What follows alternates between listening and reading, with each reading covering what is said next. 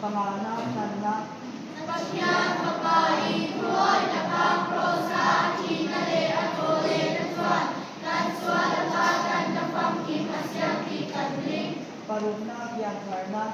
Yang Karnahi Karap Yang Dimnato Agang Alaw Om Ania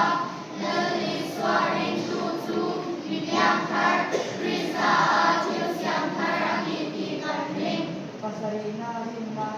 Rin Nahi Patyang Kamay na Nato Karaw Tiyang Dimsara Minay Krista Su Aswat Ko Nale Alale Sandang Tua Om Nahi Aniti Kadring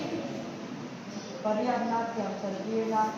Patyani Krista Rintu Apyak Ekyang Asakin Ikadring kapuana kausan Kausyan Su Iswa Krista Nansemaale Iswa Krista Rintu Keimpon Hau Krista Taksa Aniti Kadring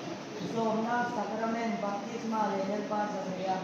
Baptisma Su Iswa Rintu In Iswa Tinale Kole Na Trongpui Aniti Empirana Tao Kawa Karau Yang Limpinga Tuyang Limpila Baptisma Candi Adia